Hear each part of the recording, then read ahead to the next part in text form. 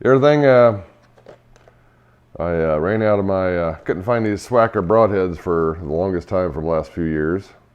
So I did go to,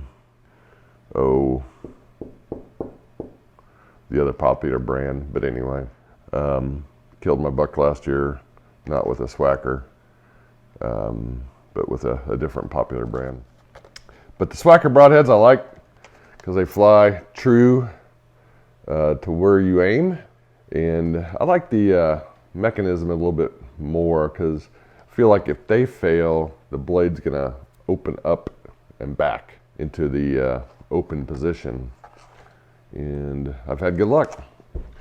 I've killed several deer with both, so I think they're both truly effective. But the Swhaker are a little bit less expensive, but I think they're just as good a quality, and maybe a little underrated because their blade path is about 2 inches. You use these little rubber bands, I wouldn't even call them rubber bands, but heat shrink that you put around the blades.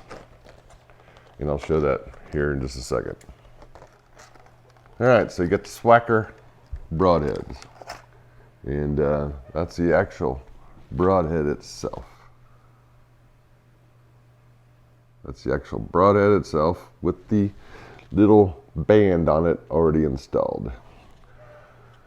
Then you get 3 of those, one with the band uninstalled. I guess that's for showing the display. But you can see that I think it's a 2 inch cut, 100 grain, 2 inch cut. They're 100 grains, 2 inch cut, and I'm shooting them behind a 70-pound Bowtech Assassin bow. And these are Easton Flatline, 400 grains, looks like 400 grains, microlight speed system. So, and then I've been using these fletches that you can buy, shrink fletch, which is a great product. It works really well. And then obviously the lighted Nox from Noctlight. So to get one of these, you gotta be careful not to cut yourself, especially when they're open like this. But I feel like these are a lot easier to install the blade in a shooting position.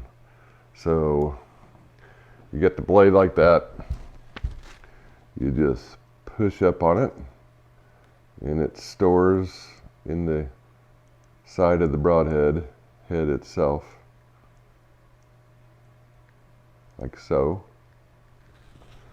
You put one of these little bands on it with the broadhead closed, being careful not to cut yourself, like so. Just enough. Doesn't have to go all the way down. Just enough to get the tips. All right. One last thing you do, that little band to keep it from falling off for these blades to open up, you just hit it a little bit with the lighter just to melt it just a little bit of heat, like that. Now it is shrinked on there. So I like that system.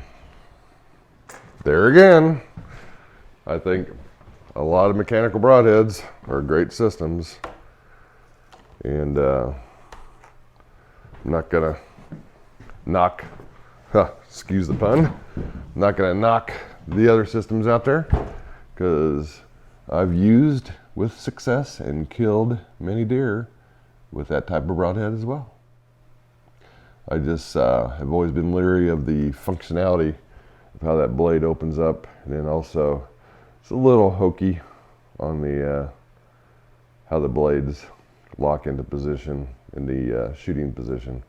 Plus your blades are exposed, so all that razor sharp edge is exposed. You can cut yourself, rub up against something, cut it. Where these guys, when it penetrates, these two little wings blow out the rubber band and then force, what I like is it forces the blades open. So even if you have a problem with this band, I think it just by nature has enough penetration with these two little guys to just blow it open.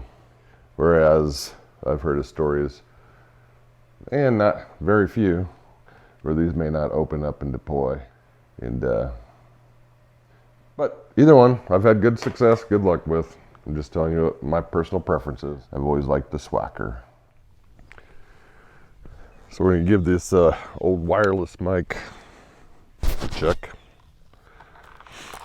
So just warming up for today's hunt later, and just shooting in about 20 yards using the practice tip with the Bowtech Assassin.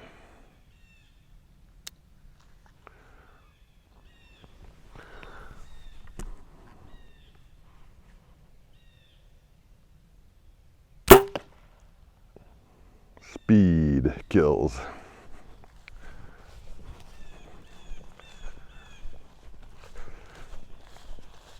So, with the Swhaker broadheads, they come with a practice tip. So you get 3 broadheads for 30 bucks, and then a practice tip to go along with it. So you just knock. I always just pull the lever up, but if you draw back, the rest will come up on its own. Hook your release on the loop knock. I always try to press or pull back in a downward position so you don't have that stray arrow that goes flying into the neighbor's yard. Then I got my kisser button and release. That's how you do it here on Peterson Farms of Nashville. Right, so 20 yards away from the camera with this wireless mic. So let's just see how both the mic and I perform.